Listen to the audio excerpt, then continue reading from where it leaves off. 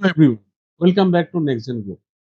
In today's video, we are going to do a complete practical demonstration of Section 44AE, Presumptive Taxation of Goods Carriage Business. We will understand how to calculate presumptive income vehicle-wise, how to enter the details in the income tax return, and what happens when the vehicle is used only for part of the year. And finally, I will show you the most common mistake that tax professionals should avoid. So let's start with a practical example. First, let's understand Section 44AE. Section 44AE is a presumptive taxation provision applicable to a taxpayer carrying on the business of flying, hiring, or leasing goods carriage, subject to the condition prescribed under the Income Tax Act. The important point here that instead of calculating the actual profit from every vehicle in the normal manner, the law provides a prescribed method for calculating presumptive income, and this calculation is done vehicle-wise. So, if you are filing a return for a transport business, you cannot simply take the total and apply the percentage like we do under Section 44 AD. Under Section 44 AE, we need to look at the vehicle, its tonnage capacity, and the number of months for which it was owned, leased, or hired. Now, I think we have understood the basic concept of Section 44 AE. I think, I mean, how we should use the Section 44 AE. So, now अभी हम लोग देखते हैं यहाँ पे कुछ example में कि कैसे सेक्शन 44 को कैलकुलेट करेंगे how we calculate the section 44 AE with an example.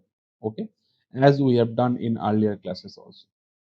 So now here we can see the example, one goods vehicle which is more than 12 ton, I mean 12,000 kg, there 1000 per ton per month. Now, for GVW more than 12,000 kg, the calculation part is 1000 rupees per ton per month. And for the GVW which is less than 12,000 kg is 7500 per month. Now you have understood the basic concept कि how the calculation is going.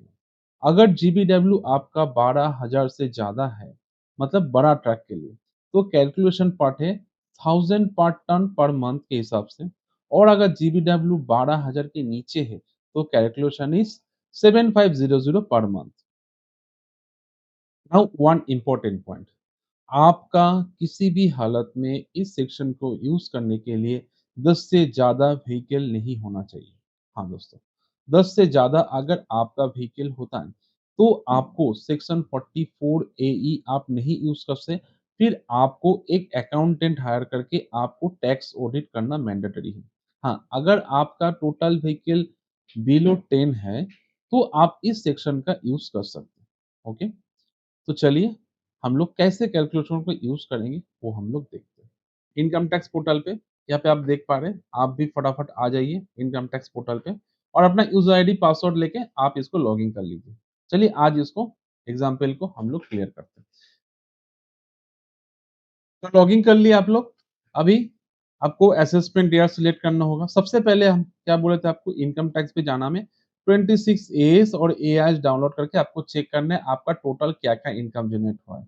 ऐसा नहीं कि अगर आपके पास goods का गाड़ी है उसके साथ साथ आपका दूसरा भी इनकम हो सकता है, क्योंकि कमीशन ब्रोकरेज एनी टाइप कहीं से इनकम आ सकता है, तो उसी हिसाब से चेक करके आपको आईटीआर का कंडीशन को मैच करना है. बिल्कुल इसका गलती मत कीजिए कि बिना फॉर्म 26 एएस एंड एआईएस को चेक करके सीधा आईटीआर फाइल को आप फिलअप करने गए. ऐसा बिल्कुल भी मत कीजिए. हमेशा पहले 26 एएस और एआईएस को चेक कीजिए आपका कहाँ-कहाँ से इनकम टोटल जनरेट हुआ है.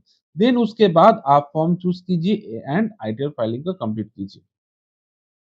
सो हम लोग यहाँ पे करंट असेसमेंट ईयर को सिलेक्ट करेंगे, ऑनलाइन सिलेक्ट करेंगे एंड कंटिन्यू करेंगे एंड स्टार्ट न्यू फाइलिंग करेंगे. देन इंडिविजुअल में जाएंगे, देन आईटीआर फॉर्म को सिलेक्ट करेंगे, ITR 4 and proceed with ITR 4 and let's get started. इतना तो सबको पता है. Then taxable income is more than basic exemption limit. Now आप लोग की एग्जांपल को देख पा रहे हैं. This is the example and in this example we are going to calculate the exempt income, total income we are going to calculate, and then we will put that income in our live portal and we will calculate the total income in our ITR filing section. तो आप लोग समझ गए कि हम लोग ये तीनों ट्रक का एग्जाम्पल लेके हम लोग अभी इसको कैलकुलेट करेंगे एंड देन हम लोग इसको लाइव पोर्टल में इसको डालेंगे और देखेंगे कितना उनका टोटल टैक्स बन के आ रहा है। यहाँ पे आप लोग देख पा रहे हैं कि ट्रक है जो एक मीडियम गुड्स टाइप का ट्रक है जो 10 मेट्रिक टन है जिनका वेट मतलब 12 से नीचे है और एक है 16 मेट्रिक टन और थर्ड नंबर है आपका 8 मेट्रिक टन। तो हम लोग कैलकुलेशन को तो अभी देख लिए कैसे करेंगे। 10 है मतलब 10 मतलब 12 से अंडर है तो 12 10 इंटू 7500 इंटू 12 तो टोटल इनकम बन के आ गया 90,000 पूरा साल भर में। मतलब 12 महीने उनके पास ये गाड़ी है तो 12 महीने का इनकम के हिसाब से हम लोग का 90,000 इनकम जनरेट हुआ। नेक्स्ट आ गया ट्रक 2 जहाँ जिसका वेट है 16 मेट्रिक टन। 16 मेट्रिक टन मतलब बड़ा गाड़ी, हेवी व्हीकल। तो हेवी व्हीकल के केस में हम लोग क्या होगा 16 इंटू 1000 इंटू 12 तो 16 इंटू 1000 इंटू 12 इज कैलकुलेटेड 1,92,000। समझ गए आप लोग। बड़ा गाड़ी के हिसाब से कौन सा कैलकुलेशन होगा। Now another truck is 8 metric ton तो 8 metric ton is under 12,000 so 8 into 7500 into 7 months assume करें ये 7 महीने के लिए 7 महीने के लिए उनके पास था फिर वो उसको सेल आउट कर दिया या फिर वो लीज में लिया था 7 महीने के लिए तो इसका इनकम जनरेट होके आ गया 52,500 तो टोटल प्रेजेंटिंग इनकम बन के आ गया 3,34,500। आप लोग इतना समझ लिए। अच्छा चलिए और एक टेबल के माध्यम से देखते। पहला ट्रैक क्या था हम लोग का एग्जाम्पल 10 मेट्रिक टन 12 महीने के लिए था तो सिंपली इसमें कैलकुलेशन होगा 7,500 इंटू 12 90,000 और कुछ नहीं होगा। लेकिन सेकेंड ट्रैक था आपका 16 मेट्रिक टन जो 12 महीने के लिए था तो ये 12,000 के ऊपर है तो 16 इंटू 1000 इंटू 12 होगा। समझिए 12 महीने into 1000 into 16 because it is 16 metric ton तो इसका इनकम बन के आ गया 1,92,000। नाउ ट्रक 3 का क्या है। ट्रक 3 का है 8 मेट्रिक टन जो 7 मंथ्स के लिए उनके पास था तो ये सिंपल कैलकुलेशन होगा 7 into 7500 which is around 52,500 so total income is generating 3,34,500। आप लोग समझ गए इतना तक कैलकुलेशन। देन हम लोग अभी लाइव पोर्टल में इसको प्रैक्टिस करेंगे। पार्ट वन सबसे पहला है जो आपको पर्सनल इन्फॉर्मेशन आपको फिलअप करना है। पर्सनल इन्फॉर्मेशन हम लोग बहुत बार फिलअप कर चुके हैं। आप लोग भी एक नया अगर कोई देख रहे हैं तो आप लोग इसको फिलअप कर लीजिए। यहाँ पे आपको प्राइमरी सेक्शन और सेकेंडरी सेक्शन जो है उसको आपको येस या नो करना है। अगर आपका प्राइमरी एड्रेस और सेकेंडरी एड्रेस सेम है तो आपको येस करना है और नहीं तो नो करके आपको सेकेंडरी एड्रेस आपको भरना है। सेकेंडरी एड्रेस बोले तो आपका करंट एड्रेस। ओके, हो सकता है आपका परमानेंट एड्रेस करंट एड्रेस अलग हो ही सकता है। तो आप लोग इसको फिलअप कर लीजिए। आप लोग फिलअप कर लिए। यहाँ पे सेक्शन हम लोग अदर्स सिलेक्ट किए हैं। ड्यू डेट के पहले हम लोग फिलअप कर रहे हैं और इसको 10 आई को नो कर रहे हैं। इसको भी नो कर रहे हैं हम लोग। बैंक डिटेल्स आप लोग ऐड कर लीजिए देन सिंपली कंफर्म कर देना है ना। हम लोग का कंफर्म हो गया तो पहला वाला ऑप्शन जनरल पार्ट इन ए वाला ऑप्शन हम लोग का कंफर्म हो गया। सेकेंड है हम लोग का टू ग्रॉस टोटल इनकम वाला पोर्शन इसी पे हमको एंट्री करना है। तो हम लोग का कैलकुलेशन क्या था उसको पहले एक बार देख कर लेते हैं। कैलकुलेशन था हम लोग का ट्रक 1 ट्रक 2 एंड ट्रक 3 का टोटल 3 गाड़ी का हमको एंटर करना है और इनकम लाना है 3,34,500। ओके ना हम लोग इसको इसी पोर्शन को हम लोग इसको वहां पे एंट्री करेंगे। इनकम फ्रॉम बिजनेस और प्रोफेशन यहाँ पे हमको जाना है। पहला दो ऑप्शन पहला दो ऑप्शन का जो वीडियो है मैंने इसके पहले आप लोगों को अपलोड कर दिया है। आप लोग काइंडली पुराना देख लीजिएगा। हालांकि ये बिजनेसमैन के लिए ये प्रोफेशनल सर्विस के लिए नाउ अभी हम लोग 44 ए ही करेंगे जो इस केस में है हम लोग का राहुल का एग्जाम्पल में जो है गुड्स कैरेज का बिजनेस है। इसको शो डिटेल्स करेंगे। नाउ हम लोग इसको ऐड अनदर करेंगे। Now name of the business आप राहुल का हम लोग दे देते हैं राहुल ट्रांसपोर्ट। बिजनेस कोड हम लोग सिलेक्ट करें freight transport by road. Scheme में हम लोग का गुड्स ट्रांसपोर्ट। ओके ना सिंपली हम लोग इसको सेव कर दिए। ये हम लोग का सेव हो गया। नाउ नीचे गए हम लोग। अब यहाँ पे हमको एंटर करना है राहुल का तीनों गाड़ी का डिटेल्स। फर्स्ट आप लोग कोई भी यहाँ पे व्हीकल नंबर आप डाल दीजिए। मान लीजिए आप लोग DL10 D1111 owned tonnage capacity. First example में हम लोग का क्या था, tonnage capacity 10, number of months 12 और टोटल हम लोग का इनकम किसमें कितना जनरेट हुआ है, which is 90,000. That's mean 7500 into 7500 into 12, so it is 90,000. तो 90,000 हम लोग यहाँ पे एंट्री कर दिए। Now save. नाउ सेकंड ये वाला ऐड हो गया। Now add another. देन आपका जो गाड़ी का नंबर है DL10D, दूसरा गाड़ी का 1234 हम लोग एजम करके कोई भी कुछ भी डाल रहे हैं। नाउ ये आपका own tonnage capacity second example में is 16। Now number of months 12, तो इसमें क्या होगा 16 into 1000 into 12 which is 1,92,000, which is 1,92,000.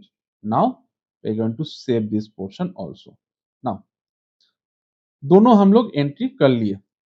To portion has been completed. Now last portion. Now तीसरा पोर्शन में हम लोग का क्या था, जो ओनली ओनली फॉर 7 मंथ्स के लिए उनके पास था। नाउ इसका हम लोग दे देते हैं 1232। नाउ एनी व्हीकल नंबर हम लोग डाल दिए as per example. Owned tonnage capacity for third vehicle is 8। Number of months 7. So presumptive income is generating 7500 into 7, which is around 52,500. 52,500. Now we are going to save this. now हम लोग का तीनों enter complete हो गया।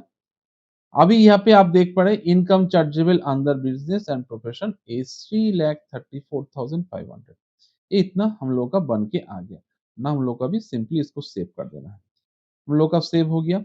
Income from business और profession से जो है ये हम लोग का सेव हो गया।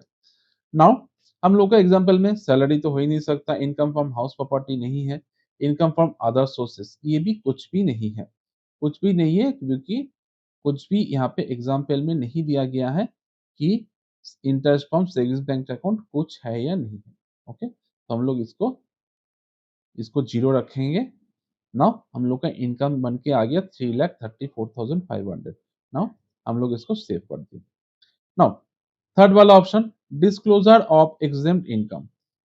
यहाँ पे हम लोग को क्या करना पड़ता है, टोटल हम लोग को लायबिलिटीज और एसेट को मैच करवाना पड़ता है। मतलब ये बैलेंस शीट हो गया हम लोग का सिस्टम बैलेंस शीट। तो हम लोग को यहाँ पे सिस्टम में बैलेंस शीट को हमको मैच करवाना है कि टोटल एसेट और लायबिलिटीज को एक रखना है। तो हम लोग इसको पार्टनर्स कैपिटल हम लोग इसको डालते हैं कि partners capital 5 lakh.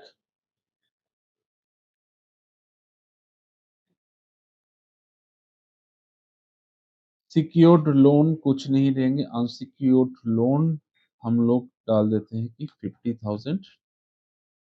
Okay, advance कुछ नहीं है, अदर लाइबिलिटीज कुछ नहीं है। संडे क्रेडिटर हम लोग एज्यूम करते हैं कि 50,000। संडे क्रेडिटर क्या हम लोग बहुत बार डिस्कस कर चुके हैं, आप लोग पुराना वीडियो का मदद ले सकते हैं। संडे क्रेडिटर इज बेसिकली जो आपको पैसा देना है मार्केट में, आपने मार्केट से उधार लिया है। नाउ ये आगे आपका 6 लाख। अभी हमको 6 लाख ही हमको मैच करवाना है टोटल एसेट पे। तो हम लोग फिक्स्ड एसेट हम लोग मान लेते हैं राहुल का जो ऑफिस है उसमें जो फर्नीचर वगैरह कंप्यूटर टेबल उसका मिला के टोटल राहुल के पास एसेट है 4 लाख। इन्वेस्टमेंट राहुल का 1 लाख। इन्वेंटरीज हम लोग जीरो रख देते हैं। संडे डेप्टर मतलब जो राहुल मार्केट से पाते पैसा, मतलब राहुल का मार्केट में उधार है, राहुल को मिलेगा वो पैसा। संडे डेप्टर डाल दिए। तो हम लोग का टोटल यहाँ पे इसको थोड़ा घटा देते हैं।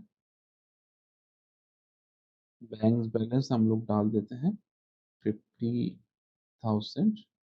ओके, हम लोग को 6 लाख मैच करवाना है तो इसको भी थोड़ा घटा देते हैं।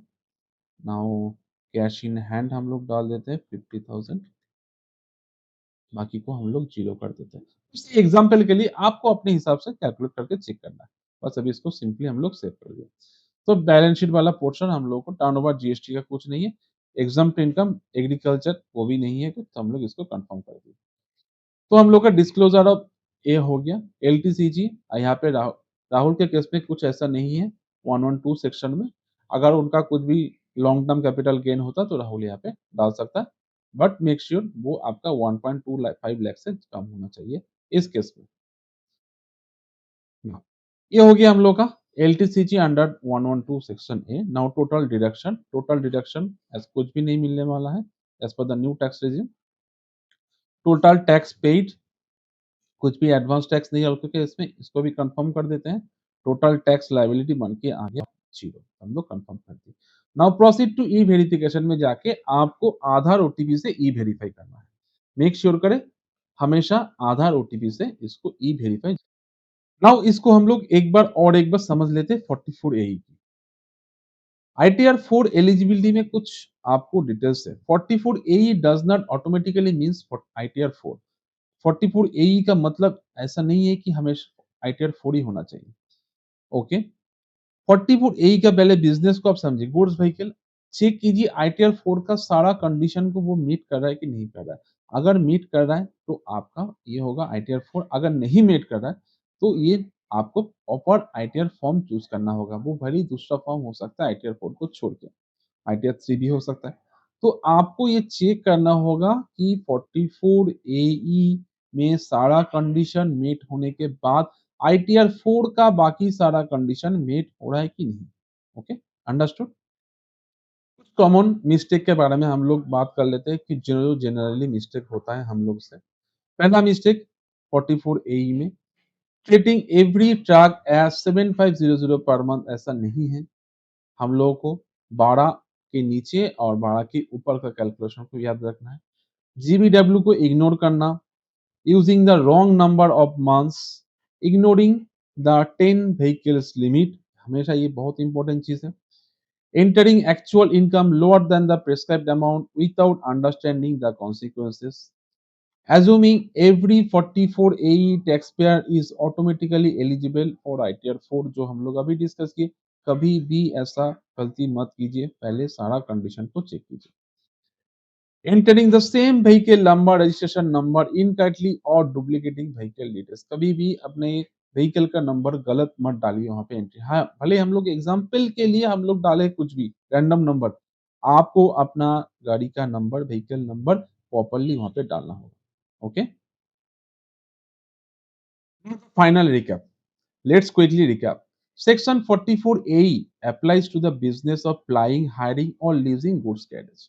The number of goods carriage should not be exceed 10 at any time during the year.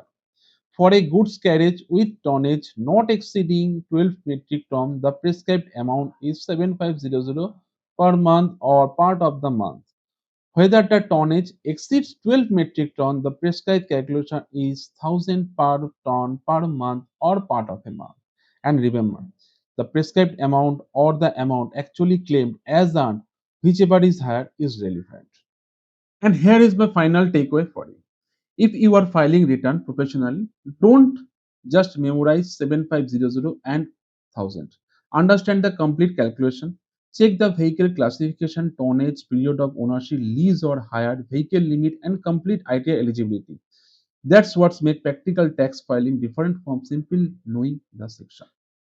If you found this practical demonstration useful, please like this video, subscribe to NextGen Group India, and share it with someone who is learning income tax return filing. On this channel, we regularly cover practical income tax, GST, accounting, and tax compliance topics. Thank you for watching, and I will see you in the next practical video.